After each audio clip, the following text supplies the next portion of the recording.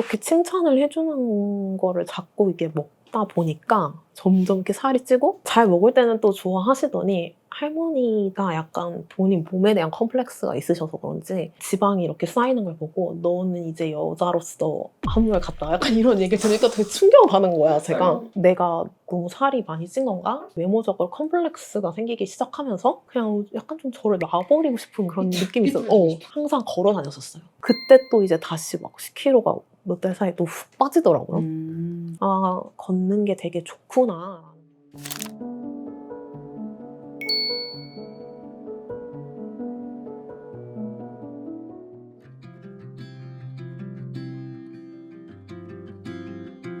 그 독일에 사세요? 전 독일에서 7년 살다가 작년 초에 한국으로 다시 돌아왔어요. 그러면 독일에 살았던 이유는 뭐고 돌아온 이유는 뭐예요? 조금 더 그 전으로 거슬러 가게 되는데 사실 저는 해외에서 이렇게 길게 살 줄 몰랐어요. 그리고 총 해외에서 산 기간이 한 15년 정도 되는데 독일에 가기 전엔 8년을 상하이 중국에서 살았고요. 그러니까 한국에 있다가 우연치 않게 이제 연구원으로 파견될 기회가 생겨서 상하이에 갔는데 이제 그 도시의 어떤 에너지랑 여러 가지들이 되게 좋아서 그 일정을 늘리고 한번 가서 뭔가 좀 도전해볼까? 이런 생각이 들어가지고 이제 그쪽으로 옮겨갔고 원래 상하이로? 네.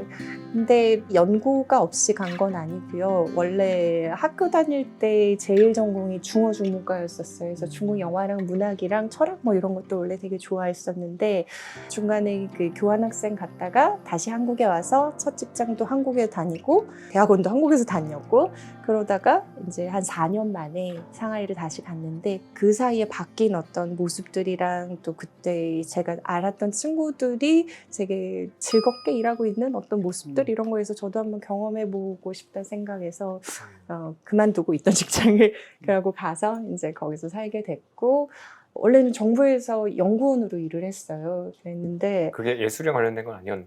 근데 문화체육관광부였기 때문에 어떻게 보면 조금 연결은 되어 있죠. 그러니까 문화랑 예술 쪽에 법을 만드는 정책을 만드는 곳이었었거든요.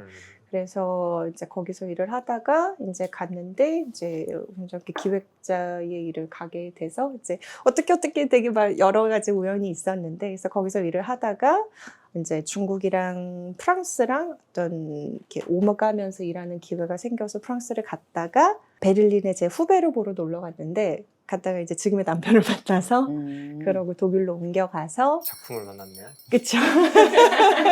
진짜 작품을 만난 거. 그쵸. 그 큐레이터니까 내가 너의 인생의 작품이야 뭐 이런 얘기를 하더라고요. 근데 약간 반칙이었던 게 생각을 해보면 제 남편이 지휘자인데 지휘자요? 네. 두 번째 데이트 때 자기 콘서트에 초청을 한 거예요. 근데 음악을 하는 사람 한 번도 만나본 적도 없었고 근데 이 초청을 하면 그 정말 2시간 동안 이 사람의 그 뒤태만 이렇게 계속해서 보고 있어야 되잖아요. 그러네. 반칙이지 않아요, 이거? 와, 멋지다. 이렇게 될 수밖에 없었던 거죠, 어떻게 보면. 하여튼. 작정하셨네. 그렇게 독일 분이세요? 아니면 한국 분이세요? 대만계 미국인이에요. 그래서 어렸을 부모님도 다 대만 분들이시고 어렸을 때 대만에서 태어났는데 7살에 나온 나라가 몇 개. 그렇죠.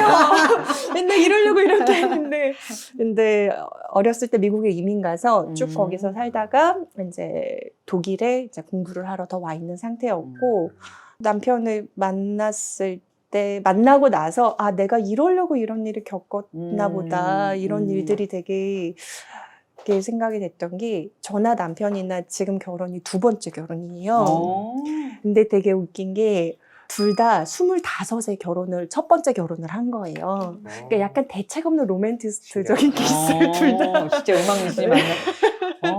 그러니까 약간 꽂히면 너무 좋은 것 같아 하고 이렇게 업되는 이게 있어요, 둘 다. 약간 다른 거 생각 잘 못하고. 그랬는데 또 막상 그 상황에 주어지면 최대한 그래도 책임감을 다 해야지. 그렇죠.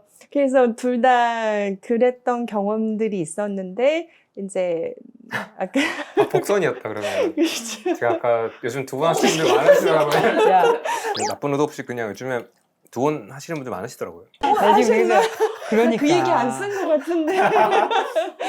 아, 참 놀랍다. 죄송해요. 그래서 저희도 만난 지 2달 만에 같이 살자 우리는. 음. 그러고 정말 후다닥 같이 지내기 시작했는데, 근데 그런 이렇게 경험이 있었던 게를 부정적으로만 보지 않고 이제 이런 일이 일어날 수도 있고 그걸로 인해서 생길 수 있는 아픔이 어떤 거라는 것도 알고 그랬으니까 더 조심해야 되는 것도 먼저 알고 또 이런 일이 생겨났을 때 내 옆에 가족들이 얼마나 힘들 수 있다라는 것도 경험을 해봤기 때문에 둘 다 더 관계를 많이 소중히 하게 된 것도 있고요. 저는 그래서 첫 결혼하고 헤어지고 나서 한 10년 있다 이 사람을 만난 건데 한 일주일 안 걸렸던 것 같아요. 둘 다. 아, 나 이 사람이랑 결혼하겠구나 이런 생각을 들게 됐던 게. 공연 보러 가는 거 포함해서 일주일이에요? 네.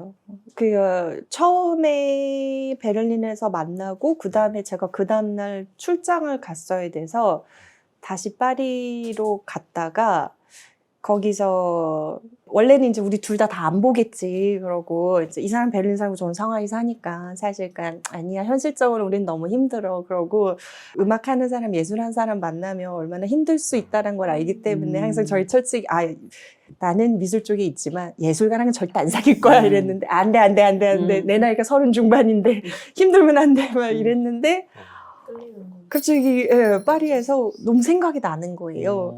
그래가지고는 또 그때 마침 또 봤던 전시가 되게 그러니까 딱 정말 대놓고 뜨겁게 사랑을 고백하는 전시가 있었어요. 그래서 보고 나서 전화를 해야겠다. 그래서 전화를 했는데 이번 주 토요일에 공연이 있는데 오지 않겠냐.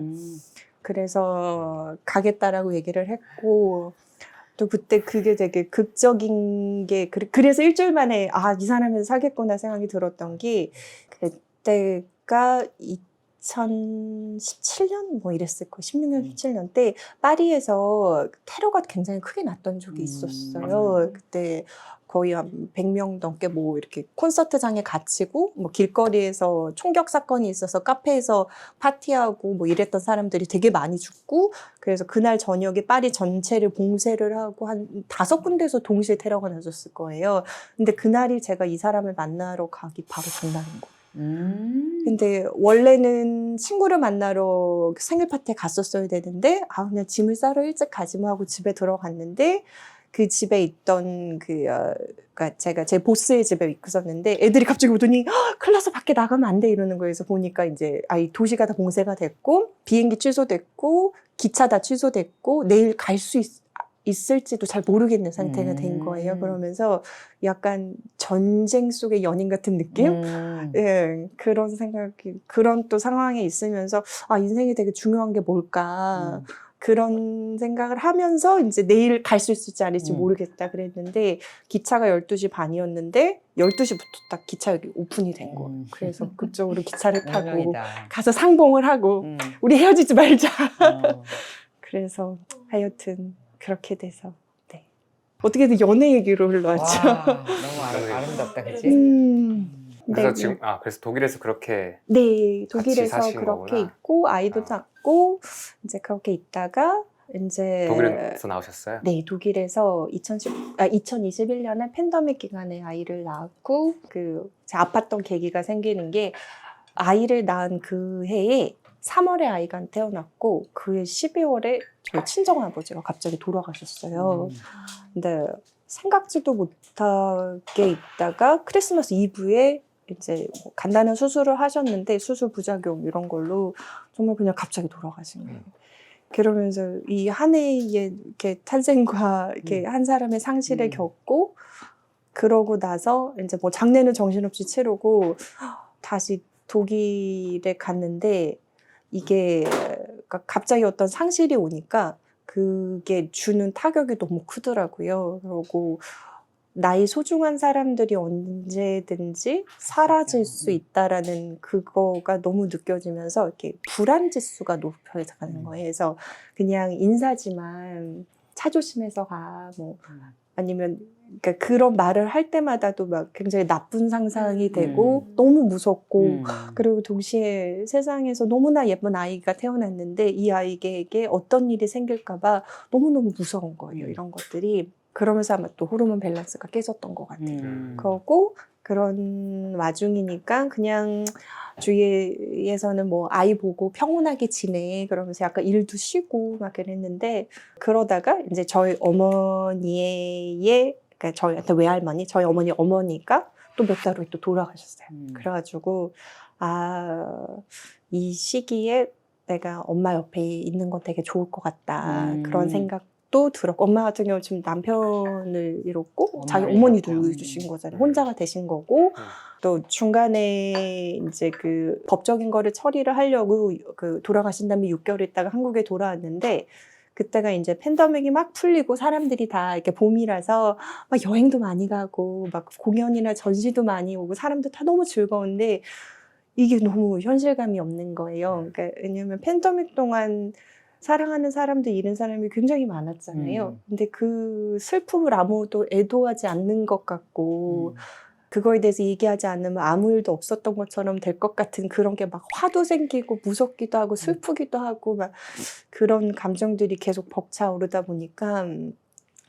이거를 마주하고 애도하는 기간을 좀 가져야겠다라는 생각이 들어서 또 한국에 돌아오게 됐어요. 와서 아버지의 마지막을 좀 더 생각해보고 아빠랑도 가족과도 시간을 보내고 그리고 이제 아이한테도 어렸을 때 한국을 좀 가르쳐주고 싶었고 근데 또 와서 약간 건강 회복되는데도 좀 많이 걸렸던 것 같아요. 그리고 불안하니까 또 아이한테 더 많이 이렇게 의지하게 되는 거 있잖아요. 너무 그러니까 얘를 모유수유가 좋다고 들어서 굉장히 그러니까 행복하게 하기도 했지만 보통 2년하고 끊는데 거의 3살까지 배길 것 같아요. 얘를 못 놓더라고요, 제가 육체적으로. 그러니까 근데 얘를 못 놓으니까 맨날 수면 부족이 되고 그러니까 수면 부족이 되니까 몸은 계속 붓고 그래서 병원에 가서 검사를 했더니 이제 교감신경과 부교감신경이 보통 뭐 반반이다가 아침에 되면 교감신경이 이렇게 깨져야 되는데 낮에 2시인가 가서 검사를 받았는데 제 부교감신경이 80인 거예요.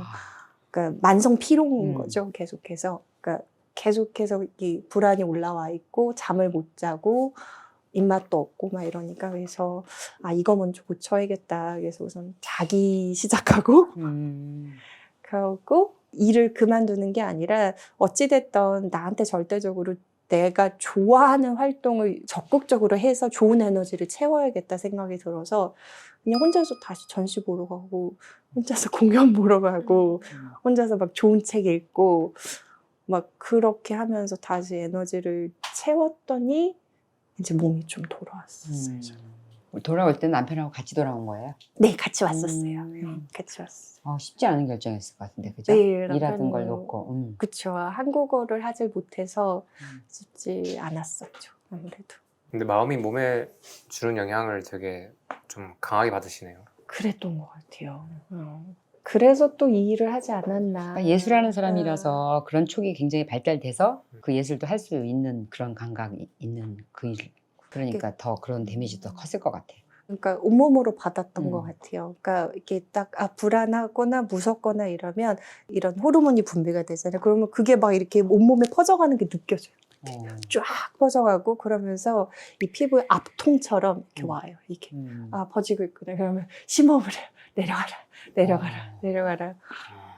그래서 어떻게 좋아졌어요? 그거 계속 그 예술 작품 보러 다니고 결국 좋아하는 걸 하니까? 했어요. 그러니까 절대적으로 좋은 걸 하자. 그래서 저는 만성 수면 부족이었으니까 그러니까 그때는 또 아이도 어린이집 가기 시작하면서 얘가 어린이집을 가니까 다시 예전처럼 일을 해야지. 그러고 사무실에 갔는데 전혀 집중이 안 되는 거예요. 그래서 집중도 안 되고 끼룩끼룩하고 막 이러니까 또 자기가 뭐예요? 계속 이렇게 졸리는 거예요. 끼룩끼룩. 약간 병든 닭처럼.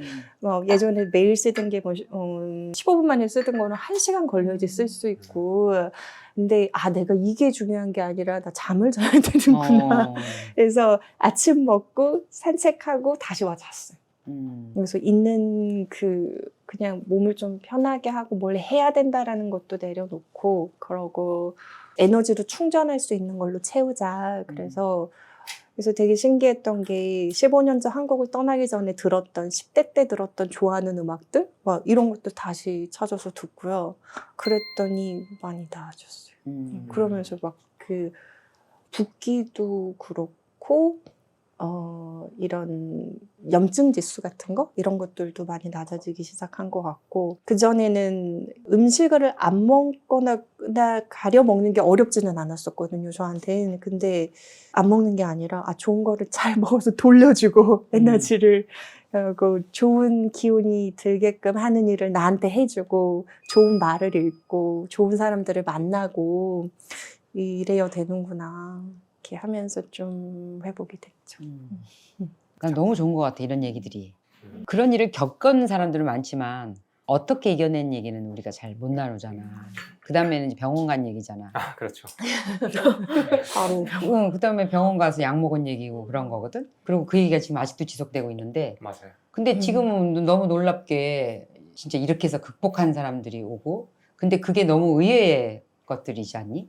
약을 먹었다? 그래서 무슨 치료를 했다가 아니라 나한테 어떤 게 맞는지를 막 죽기 살기로 찾아서 소리도 질러보고 만져보고 그 인형을 가방에 달고 다니고 막 이렇게 진짜 어떤 걸 진짜 뭔가 궁리해서 알아내는 거가 그거는 이건 누구한테 전수할 수 있는 것도 아니잖아. 자기 어떤 분은 저렇게 예술 작품들을 대하고 예전에 음악 같은 걸 들으면서 다시 막 에너지가 차오르는 거는 그러니까 각자 자기한테 얼마큼 관심을 갖고 잘해주고 싶은 마음이 있느냐에 달려있는 것 같다. 그치? 그죠?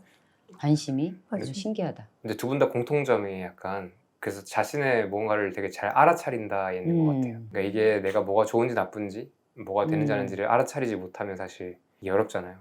두 분 다 그런 게 되게 예민하신 분들이라서 섬세하게 찾고 좀 약간 해결도 아니고 뭐 통합한 느낌? 그렇지. 약간. 어쨌든 그 갖고 사는 거잖아. 네. 갖고 사는데 나를 어쨌든 달랠 수 있는 것들을 이제 찾아내는 거지. 어제 주한 교수님이랑 이제 인터뷰 두 번째로 했는데 되게 깊이 들어갔거든요. 그때 이제 되게 기억에 남는 게 부정적 감정은 하나다. 그러니까 우리가 보통 뭐 두려움, 불안, 짜증 뭐 이런 것들 얘기하잖아요. 통합이지. 옛날에는 우리가 이게 다 다양한 것처럼 얘기했지만 아니 그거는 뇌과학적으로 그냥 하나다. 근데 우리가 그거를 문화적 맥락이나 각자의 개인 취향에 따라서 나 짜증이 났어, 나 화가 났어, 나 두려웠어라고 하지만 다 두려움이다 그냥. 다 두려움이고 두 번째는 약간 이미 얘기했었지만 우리가 두렵다고 생각할 때 우리는 이제 두려움을 느끼면 뭔가 몸에 반응이 있다고 생각하지만 그런 건 없고 그냥 무의식적으로 두려움이 켜졌을 때는 몸의 반응이 먼저 나타나고 우리는 그 반응을 알아챘을 때 내가 두렵구나를 느낀다. 이거를 이해하면 되게 중요한 것 같아요. 내가 두려워서 지금 막 숨이 가빠지고 막 느껴지는 게 아니라 지금 이런 상황이고 내가 이제 이거를 두려움이라는 걸 알아차린다. 더 뒤라는 얘기지. 네. 맞아. 우리는 감정을 통제할 수 없다 생각으로. 근데 우리는 행동을 통제할 수 있다. 그래서 우리가 어떻게 행동하느냐를 가지고 또다시 우리는 몸의 반응을 만들고 걔로 다시 우리는 또 그 두려움에 대해서 자유로워지고 하는데 교수님이 되게 강조했던 부분이 두려움은 억누르면 큰일 난다. 그러니까 다시 두려움이 다 똑같다 했잖아요. 짜증, 불안, 고통, 화. 근데 얘를 우리가 억누른다 이러면 말도 안 된다. 회피한다도 안 되는 거 다 느끼시는 거죠. 본능적으로. 걔들은 어쨌든 바라봐주고 알아차려주고 어떻게 그 친구와 어떤 통합을 해야 된다. 없는 것도 아니고. 또 생각나는 건 요즘에 최근에 이제 인사이드 아웃 2 영화 나왔잖아요. 그 얘기 많이 하시더라고요. 근데 이 영화가 너무 세련되게 이런 감정에 대해서 되게 뭐 틀린 부분도 있긴 해요. 제가 알기로는 제가 공부한 바에서는 좀 약간 틀린 부분이 있지만 하지만 뭐 그게 중요하겠어요. 옳고 그름이 중요하겠어요. 그렇지.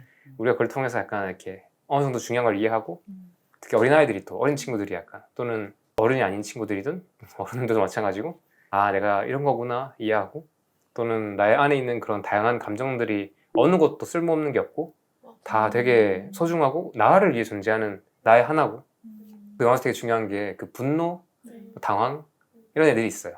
여기 안에 뇌 안에. 근데 걔들이 다 중요한 애들이에요. 걔들 우리를 살게 해주는 애들이고 걔들이 되게 고마운 친구들인데 우리는 걔들을 억누른다? 그럼 걔를 제외시킨다? 근데 애초에 우리 뭔가 자아를 잘못 쓰고 있는 것이라서 이제 해결이 안 되는 거죠. 그리고 그게 나중에 더 크게 문제가 생긴다.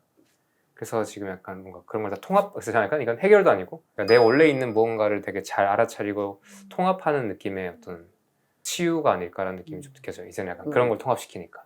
그러니까 우리 몸에 있는 반응도 우리가 그런 식으로 바라봤잖아. 콜레스테롤도 마찬가지고. 네. 콜레스테롤도 어쨌든 우리를 살리려고 나타나시는 건데 그거를 이제 그 양을 가지고 이제 계속 그 콜레스테롤을 갖고 공격을 하는 느낌이고 그 기침도 마찬가지고 기침도 몸에 있는 냉기가 나오기 위해서 기침을 하는 건데 그 기침 자체를 막아버리는 거지. 열도 있죠. 열도 그렇고 그다음에 가려움증도 마찬가지고 가려움증도 어쨌든 그 문 밖으로 그 세척 밖으로 이렇게 나가야 되니까 그게 긁어서 그게 이제 나가게 어떤 통로를 쓰려고 그러는 건데 결국은 또 그걸 이제 가려움증을 또 약으로 막아버리고 그런 똑같은 맥락인 것 같아요. 감정도 그걸 알아차린다는 느낌은 판단한다는 게 아니거든. 그러니까 좋고 나쁘고를 내가 화내는 건 나쁜 건데 이것 때문에 이제 그게 일이 그렇게 되는 거지. 근데 그게 내가 화가 났구나. 내가 이런 상황에 못 참는 사람이구나 아직은. 이런 상황을 못 참게 되는 나를 생각을 다시 한번 해보면 내가 이런 일들을 겪으면서 이런 나한테 지도가 생겼구나 이렇게 되는 것 같고 마찬가지로 내가 한번 얘기한 것 같긴 한데 그 성서에서도 십계명도 나는 그거에 대한 그 거부감이 언제 없어졌냐면은 십계명을 다시 해석을 하게 되면서 다시 해석을 듣게 되면서 그러니까 예를 들면은 살인하지 말아라 간음하지 말아라 뭐 하지 마라잖아. 근데 그 뭘 위해 하지 말라라는 거가 없었거든. 근데 간음하지 마. 간음을 하면 네가 힘들어져. 인생은 다 대가를 치르거든. 인과응보야. 에리야 네가 간음을 하게 되면 넌 이런 대가를 치러서 네가 너무 힘들어져. 그래서 너를 사랑하니까 이걸 하지 않는 게 좋아. 이거예요. 살인하지 마. 살인을 하게 되면 다 힘들어지고 그 죄 속에서 네가 더 살기가 힘들어져. 그러니까 살인하지 마. 이런 거니까 그렇게 해석을 하니까 이것들이 나를 돌보는 수단으로의 십계명이지 속박이나 억압이 아니네요. 속박이나 억압이나 이건 완전 위험이나 뭐 이런 걸로 이제 권위로 그냥 하지 마가 되면은 내가 할 건데요 이렇게 되는 거잖아. 그런데 그게 다시 해석되면서 이게 나를 위해서 하지 말라라는 생각이 들면 그거에 대해서 이렇게 쓸데없는 시나리오가 아니라 내가 좀 더 자유롭게 못 되는구나 이렇게 하게 되면 내 자유가 완전히 억압되는 상황으로 가는구나. 그러니까 그 세상 이치에 그 대가라는 걸 어머니 치러야 되니까. 그러니까 마찬가지로 화도 나야지 되는 거지. 근데 내가 화를 내고 있다는 순간을 알아채면 멈춰지거든.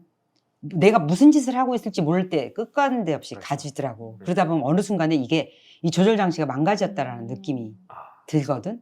이거 안 된다. 뭐 이렇게. 근데 이제 그게 어느 순간에 시각을 바꾸면 내가 지금 화를 내고 있구나. 이런 상황에 화를 내는구나. 이런 걸 알아채면 거기서 꺾이는 거지. 옆에서 말리고 뜯어말리고 제재 잡아 해서는 더 기를 쓰지 않아? 사람들 말리면 더 난리치잖아.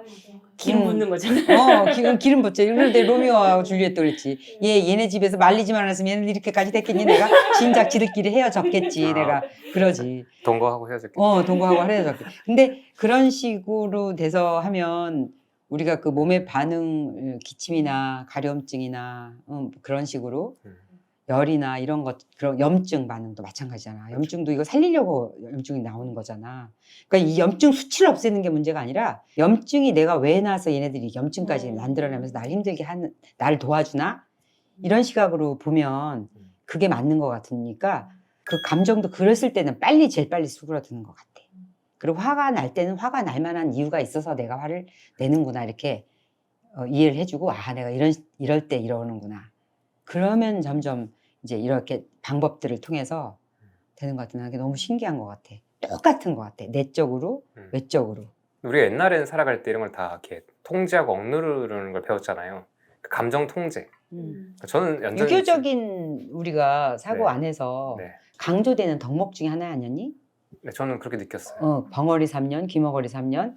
그러니까 입 다물고 참고 너만 참으면 다 조용해지는 거잖아. 그러니까 그때는 뭐 정이라는 것도 없었고 시끄럽지 않아야 되는 거였지. 시끄럽지 않아야 되고 어른들의 거슬리지 않아야 되는 거였었던 거였고 하여튼 그런 건데 그게 이제 우리는 영문도 모르고 이제 그냥 그게 억압 속에서 살다 보니까 그게 억압인지도 몰라다가 그냥 그게 나의 그냥 문화가 된 거지. 그리고 그게 옳고 그름 판단이 아예 없는 채로 내가 똑같이 그렇게 가르치는 거야. 어른 만나면 인사하라고. 난 제일 요새 당황스러운 게 뭐냐면은 이렇게 엘리베이터에서 누굴 만나잖아. 그러면 할머니야 인사해. 할머니라고 인사하라 그러면서 걔를 그냥 고개를 나한테 그냥 꺾어로 얘를 접어 그냥 애를. 그러면은 내가 저 마음이 뭔지를 아니까 불편한 거지. 근데 그렇죠. 그게 그 인사라는 거잖아. 그 예의라고 예의 범절이라고 가르치는 거지만 무슨 그런 예의 범절이 어딨어. 그렇게 가르쳐도 될 일이 아니죠. 그렇게 가르치는 그건 받는 사람도 진짜 짜증 나잖아. 왜 엄마가 내 머리를 꺾어 그 사람 앞으로 인사를 하라고. 근데 그거는 딱 하나거든. 그 엄마가 아, 나는 이 애를 제대로 키운다라는 걸 알려줘야 되는 거 하나 그거밖에 없어 내가 생각할 때는. 근데 그것만 그 인식도 없다고. 그냥 어른 만나면서 해라 이렇게 가리키는 거지. 근데 애가 봤을 때는 어이없는 거지. 근데 그게 어이없다고 생각되면 그는 걔는 좀 똑똑한 애고 그냥 하란 대로 하고 엄마 없을 때는 안 하고 이렇게 하잖아. 맞아 맞아. 근데 우리가 배웠던 교육들이 다 그런 거였기 때문에 감정에 대해서 이렇게 통제 못하고 이러는 건 너무 당연한 거 같아. 너무 당연한 것 같아. 이런 얘기를 하는 것 자체가 나는 참 신기한 것 같아. 약간 은재님이 뭔가 감정 관련해서 뭔가 고민이 많으셨던 것 같거든요.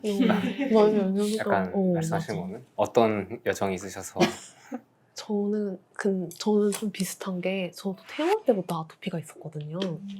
태어날 때부터 피부가 되게 빨간 거예요. 그래서 그것 때문에 이제 엄마랑 할머니가 되게 신경을 많이 써주셨는데 어머니 같은 경우는 이런 식으로 이렇게 병원이나 한의원에 갔다 오면은 저한테 맞는 거를 얘는 이제 패스트푸드 이런 거 먹이지 말고 내가 해 먹여야겠다. 그래서 밥을 진짜 잘 주셨어요. 어느 정도였냐면 진짜 초등학교 때 과자 파티를 한다 하면은 다른 친구들은 다 과자를 싸우는데 저는 딱 과일 도시락 그 정도로 이제 좋은 것만 먹고 그러면 또 피부가 괜찮아졌다가 근데 이제 할머니 같은 경우는 약간 그거를 자기가 낫게 해줘야 된다는 약간 선천적으로 할머니는 뭔가 문제가 있으면 내 탓이다. 약간 죄책감이 좀 심하셨던 편인 것 같아요. 지금 생각하면. 친할머니? 네, 친할머니가. 이렇게 자연스럽게 음식을 해주는 게 아니라 이거를 막 고쳐야 된다는데 너무 몰두를 하셨는데 저는 이제 제 성격상 남에게 걱정을 끼치는 걸 되게 부담스러워해요. 근데 자꾸 이제 그게 저한테 집중이 되는 거예요. 그게 느껴지는 거예요. 할머니가? 네. 뭐 소간이나 막 이런 거 막 챙겨오시고 막 너는 뭐 이런 곳에서 뭐 씻으면 피부병이 낫는다더라 막 그런 게 너무 부담스러운 거. 너는 맨날 오실 때마다 항상 너 안 가렵냐. 그래서 어떤 때는 막 거짓말을 하게 되는 거예요. 뭐 간지러운데 그냥 할머니가 보고 있으면 나는 걱정 끼치는 걸 원래 싫어하는 성격이니까 아, 저 안 간지럽다고. 그리고 약이 안 듣는데도 그냥 약이 잘 듣는다고 그런 식으로. 그리고 지금 생각하면 이게 꼭 음식 때문에만 그런 게 아니라 내가 뭔가 불편하다고 느끼면 더 간지러운 것도 있는 것 같아요. 상황이. 상황이 불편하면. 상황이 편하면 또 괜찮아지고. 좀 그런 식으로 평소에 이제 건강에 대해서 원래부터 이제 가족들이 관심은 많았고 할머니 같은 경우는 워낙 먹는 걸 좋아하세요. 지금도 가장 최근에 어른 돼서 놀러 아직 갔어요. 살아 계시는 거죠? 네. 놀러 갔을 때 거의 한 5끼를 드셨는 것 같아요. 네. 본인은 이제 생각을 못 하는데 자꾸 밥이 먹고 싶다, 누룽지 먹고 싶다 이런 식으로 제가 이제 옆에서 이제 세보면은 한 5끼 정도 드시는 것 같아요. 이렇게 쉬는 타이밍이 없이. 근데 본인은 그걸 의식 못하고 드시는 것 같은데 그 정도로 되게 먹는 걸 좋아하세요. 지금도 그래서 당뇨 때문에 좀 힘드신데. 엄마가 모시고 살아요? 아니요. 손주가 저희 집밖에 없어서 저희 집을 그냥 되게 자주 오시기 때문에 모시는 것처럼 가깝지만 모시지는 않아요. 근처에 사시는 네네. 아유. 그리고 저희 작은 아버지께서 미국에 사셔가지고 미국이랑 한국이랑 왔다 갔다 하시면서 지내시고 할머니가? 네. 건강하시네. 네, 건강하게는 엄청 건강하세요. 할머니도 워낙 먹는 걸 좋아하고 엄마는 건강식에 관심이 많다 보니까 저도 이렇게 자연스럽게 음식이나 이런 거에 관심이 워낙 많다가 저번에 에리님 영상 보고 되게 공감했던 게 누가 칭찬해 주셔가지고 이렇게 잘 먹게 됐다고 더. 할머니가. 그래서 저도 약간 그런 게 있었어요. 칭찬 받으려고 공부하고 약간 이런 게 있었던 것 같아요. 그냥 뭔지 공부 잘하는 게 뭔지도 모르고 딱 시험 성적 잘 나왔으면은 뭐 주변에서 좋아하고 그런 것처럼 내가 막 잘 먹고 그러면은 막 주목이 되고 막 좋아하니까 옆에서 막 더 먹고 그런 게 있었던 것 같아요. 그래서 이제 원래는 제가 키는 되게 큰데 초등학교 때 막 20 몇 킬로 나갈 정도로 진짜 말랐거든요. 갈비뼈가 다 보일 정도로 되게 말랐었는데 그렇게 칭찬을 해주는 거를 자꾸 이게 먹다 보니까 점점 이렇게 살이 찌고 또 여자는 이제 중학교 정도 되면은 2차 성징. 그렇죠. 2차 성징이 이제 시작되면은 지방이 막 쌓이기 시작하잖아요. 근데 잘 먹으니까 이제 저도 지방이 쌓이기 시작한 거죠. 근데 그때도 정상 체중이었어요. 왜냐면 원래 워낙 말랐으니까 살찐 게 뭐 한 50kg 이 정도 됐었던 것 같아요. 정상 범위 안에 있었는데 잘 먹을 때는 또 좋아하시더니 할머니가 약간 본인 몸에 대한 컴플렉스가 있으셔서 그런지 지방이 이렇게 쌓이는 걸 보고 너는 이제 여자로서 한물 갔다 약간 이런 얘기를 들으니까 되게 충격받는 거야 제가. 그럼 바디쉐임이 어딨니? 그러니까 아이고. 본인의 그런 게 있어. 지금 생각하면 자기가 그런 게 근데 이게 엄청 많아요. 너무 많아 진짜. 할머니 대부분일 수도 있는 친구들도 것 같아요. 주변도 다 성격이 자기는 예쁜 걸 좋아하는데 자기 몸은 그게 안 따라주는 그런 거다 보니까 항상 신경이 그런데 건도 서 있어서 무의식 중에 저한테 그걸 투사하셨던 것 같아요. 그렇지 그렇죠. 맞아. 어. 맞아. 막 키 크면은 막 키 크니까 너 옷 입기 좋겠다 이런 식으로 항상 그 이쪽으로 이렇게 얘기를 하게 되더라고 자연스럽게 할머니 관심사 때문에. 그래서 이제 처음에 그걸 먹고 약간 충격을 받았어. 근데 그러다가 그때 그냥 살에 대한 컴플렉스가 없었으면 좋았을 것 같은데 주변에서 이제 할머니만 그렇게 생각하고 다시 또 학교에 가면은 뭐 선생님들은 뭐 건강해 보이고 다 그렇게 친구들도 다 그렇게 저를 대해줬는데도 저 혼자 가까운 사람이 그러니까 아 내가 너무 살이 많이 찐 건가? 나 이제 외모적으로 컴플렉스가 생기기 시작하면서 엄마가 그렇게 이렇게 신경 써주면 뭐해 뭐 어차피 이런 거 다 필요 없어 그냥 나는 아무거나 먹을래 이러면서 과자를 제 돈 주고 이렇게 사본 적도 없는데 그때부터 진짜 그냥 약간 좀 저를 놔버리고 싶은 그런 느낌이 있어요. 삐뚤어지고 싶었나 봐. 뭐 공부도 안 하고 싶고 공부 말고 다른 것도 해보고 싶은 게 되게 음. 많았었는데 그냥 그런 것도 그냥 그때 미술을 했었던 것 같은데 그것도 그냥 놔버리고 그리고 밥도 엄마가 이렇게 항상 건강식으로 차려주셨는데 그것도 막 엄마 몰래 초코파이 한 상자 다 먹고 원래 그 정도 분량을 먹을 줄을 모르던 아이였는데 한 번 그렇게 막 나가고 나니까 이제는 그만큼 안 먹으면 안 되는 거야. 그게 뚫려버린 거야. 그 많이 먹는 거는 회로가 뚫려버린 거야. 그래서 진짜 엄마가 제가 과자 사오면은 그거 막 숨기시고 그랬거든요. 저 안 볼 때. 그 정도로 많이 엄마랑 전쟁을 치렀겠다. 응. 엄마 입장에서는 맞아요. 이게 뭔 일인가 했겠다 맞아요. 진짜. 근데 어머님도 모르셨겠네요. 어머님. 근데 그걸 아는 순간에 얼마나 충격을 받았겠어 엄마는. 네. 엄마는 나름대로 굉장히 관리를 한 거잖아. 맞아요. 음식을 통해서 진짜 다 바친 건데. 응. 그게 언제였어? 15살 때. 15살 때. 어머니가. 일찌감치 잘했다. 그래서 그러다가 근데 처음에 제가 그렇게 음식을 막 먹기 시작했을 때는 건강했으니까 다시 빼면 되겠지 뭐 이렇게 생각했던 거예요. 근데 생각해보니까 내가 뭐 공부하고 뭐 그런 건 해봤지만 살이 다시 쪘다가 다시 뺀 경험이 없는 거예요. 그래서 운동을 해볼까 했는데 그 살이 다시 원래대로 그때 한 1년에 10kg 쪘었거든요. 그러니까 작년에 봤던 애가 내년에 나를 못 알아볼 정도. 그리고 그때는 조금 제가 저를 싫어해서 그런지 외모만 그런 게 아니라 먹는 것만 그렇게 먹는 게 아니라 그냥 다른 것도 다 옷도 그냥 아무렇게나 입고 다니고 남자처럼 입고 다니고 이모가 엄마가 옷 안 사준 줄 알고 제 옷 좀 사 입혀라 이렇게 얘기하실 정도로 그냥 내가 싫어졌던 것 같아요. 그렇게 이제 다니다가 어쨌든 이제 살 빼는 법을 그때는 몰랐으니까 당황을 한 거예요. 공부는 막 갑자기 빵점 맞았다가도 다시 하면 되던데 이거는 내가 못 기다리네. 살 빼질 때까지 운동 꾸준히 못하네.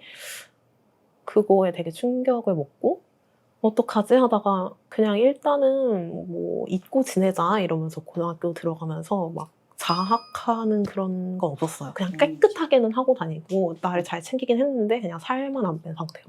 그렇게 그냥 다시 또 열심히 공부하다가 제가 그때 해외 컨텐츠 같은 거 보는 거 되게 좋아했거든요. 그리고 어렸을 때부터 엄마가 영어 공부를 시키셔가지고 영어 막 발음이 좋다 이런 얘기를 듣게 되다 보니까 이제 영어를 전공하고 대학에 가게 됐어요. 그러다 보니까 제가 워낙 그런 해외 콘텐츠 보는 걸 좋아하다 보니까 데이비드 아스프리나 막 이런 거 건강 자료 같은 것도 해외 콘텐츠도 많이 보고 그러면서 이제 최겸님을 알게 된 거죠. 근데 또 이제 대학에 다닐 때는 제가 그런 콘텐츠를 보면서 이제 조금씩 노력은 하긴 하는데 저는 이제 그 15살 때 제가 체중이 1년에 10kg 뿌는 게 거기서 이제 끝인 줄 알았어요. 이제 여기서 멈추겠지. 근데 대학을 다니면서 제가 언어학과보다 보니까 교환학생을 갈 일도 생기고 뭐 어학연수 갈 일도 생기고 뭐 삼촌도 외국에 계시고 하다 보니까 이제 뭐 외국에 나갈 일도 생기고 뭐 자취도 해보고 뭐 이런 상황들이 있잖아요. 그 상황이 또 막 바뀔 때마다 또 막 살이 막 10kg씩 훅 찌고 막 그런 거예요. 첫 번째 이제 어학연수를 갔었을 때는 오히려 긍정적인 효과가 있었던 것 같아요. 그때는 하루 종일 걸어 다녔어요. 저는 원래 그렇게 몸을 많이 움직이는 사람이 아니라 그냥 맨날 가만히 앉아있는 걸 좋아하던 사람이었는데 처음에 교환학생을 갔을 때는 이제 새로운 환경에서 새로운 이제 언니, 오빠들, 동생들이랑 같이 지내는데 처음으로 가족이랑 그렇게 떨어져서 지내봤고 그거를 제가 좀 즐겼던 것 같아요, 그때는. 그러니까 이제 피부병 같은 것도 없고 내가 주변 사람들과 있는 걸 굉장히 즐기니까 그러면서 옆에 있던 친구들이 아 그래도 해외에 처음 나가봤으니까 우리가 이 문화를 좀 즐기자 해서 대중교통을 이용하기보다는 항상 걸어 다녔었어요. 그러니까 살면서 하루 종일을 이렇게 걸어본 게 처음인 거예요. 그때 또 이제 다시 막 10kg가 몇 달 사이에 또 훅 빠지더라고요. 별로 이제 뭐 힘들게 걷고 나니까 더 먹고 싶다기보다는 안 먹고 싶은 거야. 딱 필요한 만큼만 먹고 싶고 그래서 이제 그때 이제 10kg가 처음에 훅 빠지고 아 이렇게 걷는 게 되게 좋구나라는 걸 느꼈던 되게 그때는 긍정적인 계기였던 것 같아요. 그때는 해외 갔다가 다시 한국에 돌아와서도 뭐 헬스 클럽을 다녀봐야겠다. 나도 이제 운동을 해봐야겠다. 그런 생각이 들었었고 그 다음에 두 번째 교환학생 때는 그건 좀 부정적인 경험이었던 것 같아요. 그때는 뭐 졸업이 다가오면서 내가 독립을 해야 되고 막 그런 거에 대한 두려움이 너무 셌었고 그리고 그때 아까 에리님이 방금 말씀하신 것처럼 사람이 자기도 모르게 부정적인 감정이 막 딸려간다 막 그런 말씀을 하시잖아요. 그러니까 저도 그 경제적으로 독립해야 된다는 게 일종의 두려움으로 작용을 했는지 그런 두려움의 회로가 막 열리면서 막 사람이 모든 걸 부정적으로 생각하고 가족이랑 있는 걸 굉장히 불편하게 생각하고 친구랑 있는 거 되게 불편하게 생각하고 나 이번에는 친구랑 같이 안 다니고 나 그냥 혼자 있어 볼래. 그런 마음을 가지고 어학연수를 가게 됐더니 이상하게 막 잠도 너무 많이 자고 늦게 일어나게 되고 청소도 이렇게 자주 안 하게 되고 사람이 좀 이상해지더라고요. 막 갑자기 단계 땡기고 그러면서 또 한 70kg, 한 20kg 정상 체중일 때보다 20kg 더 넣은 거. 한 70kg가 갑자기 막 되면서 게을러져서 살이 쪘는데 살이 찌니까 또 더 게을러지고 그래서 그때 이제 깨달은 거죠. 아, 나는 이제 앞으로 혼자 살 때 내가 뭘 먹어야 되고 언제 청소해야 되고 뭐 식재료는 언제 사는 게 가장 신선하고 막 그런 거 내가 알아야겠구나. 안 그러면 나 진짜 혼자 살다가 죽겠구나. 약간 부신피로증 있고 막 그런 얘기들 많이 하잖아요. 그러니까 지금 생각해보면 저도 막 뭔가 있었던 것 같아 그때. 그래. 생활이 막 잘 안 되고 그러니까. 그래서 이제 한국에 돌아와서는 이런 것에 대해서 건강에 대해서는 누구나 관심이 많잖아요. 한국 사람들 다 TV에 많이 나오니까. 근데 뭐 단식이나 이런 거는 저만 알고 있고 누군가랑 같이 얘기할 수가 없었는데 최경님 영상을 보고 그때 미국에서 공부하시다가 갓 만들어진 영상을 봤던 것 같아요. 그때 그 영상 보고 너무 반가웠고 그래서 되게 한국에서도 한국 사람들이 이거에 대해서 이제 관심을 갖기 시작했구나. 그러다가 요즘은 최근보다 너무- 먼저 나올 뻔했다, 야. 어? 너 이전에 나올 뻔했다. 전국에서 막 강연을 다니시니까 막 지나가는 막 할머니 할아버지도 막 최경님을 다 알고 막 자기 다이어트 한다 그러고 그게 너무 신기해요 지금. 그래갖고 어떻게 도움을 받았어요? 최겸님의 그걸 보고 그쵸 도움을 받았죠. 그리고 스타일스 다이어리를 써보면서 내가 너무 먹는 시간 내가 그때 15살 때 그때 경험 때문에 이게 한 시간이나 그 용량을 잘 못 맞추는구나 적어보니까 이제 알겠고 그걸 하면서 또 다른 생각들로 막 이렇게 생각이 퍼지는 거예요. 이상하다. 근데 이것만으로는 안 될 것 같은데 먹기 이전에 잠이 더 중요하구나. 그렇게 이렇게 역순으로 또 해가지고 그럼 또 그 다음에는 잠에 대해서 찾아보고 다른 영상이라도 그리고 또 잠에 대해 생각해보니까 잠이 왜 안 오지? 막 이렇게 막 친구들이랑 있다가도 막 잠이 난 왜 이렇게 안 올까? 잠을 잘 자야 되는데 막 그런 거에 대해 생각해보면 아침에 에너지를 내가 다 소진을 안 했구나. 만약에 그러고 기력이 좀 남아있고 스트레스가 이제 몸에 남아있다. 저는 약간 스트레스가 쌓이면 이렇게 관절이 이렇게 나뉘는 부분이 약간 뻣뻣해지는 느낌이라고 해야 되나?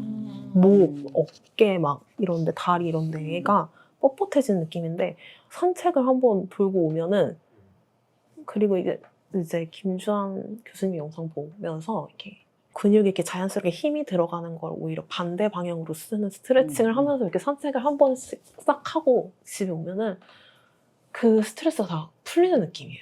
움직임으로 또 응. 그리고 스트레스랑 기력을 다 쓰고 나야지 이제 또 잠이 잘 맞아, 오는구나. 이런 식으로 이제 거꾸로 타고 들어가게 되는 것 같아요. 그거를 이제 저는 아직 제가 더 알아가야 되는 것 같아요. 계속 살면서 그거를 하나씩 더 이렇게 발견해 나가야 되겠다는 그런 생각이 들어요. 요즘 컨디션은 어때요? 요즘 컨디션은요, 최상은 아닌 것 같아요. 막 70kg까지도 아니지만 그렇다고 정상 체중은 아닌 것 같고, 가장 최근에 했던 건강검진에서는 좀 부종이 많다 그러셔가지고 규칙적으로 생활을 하는 게 필요하다 생각해서 그거 좀 고쳐보려고 요즘 아침에 눈 잘 떠져요? 아침에 눈이 잘 안 떠요. 안 떠지죠. 네. 사실은 제가 오후에만 할 수 있는 일을 찾다가 영어 강사를 하게 됐어요. 아침 시간이 좀 여유로울 수 있는 일을 하다가 약간 버거운 느낌이 든다고 해야 되나 자꾸? 뭐라고 설명해야 될지 모르겠는데 어쨌든 되게 인간관계도 제가 막 에너지가 없으니까 너무 예민해지고 그렇게 되면서 이걸 왜 해야 되는지 모르겠다라는 생각이 갑자기 들기 시작하면서 요즘에는 약간 새로운 걸 해보려고 이직 준비하고. 여전히 애쓰고 있는 중이시네. 네. 지금 혹시 나이가 어떻게 돼요? 저는 이제 만 나이를 안 하면 29이 되겠죠. 아이고, 애기네. 알겠어요. 근데 어떻게 이걸 사연을 쓰게 됐어요? 사연은 근데 저는 이게 딱 연락이 왔을 때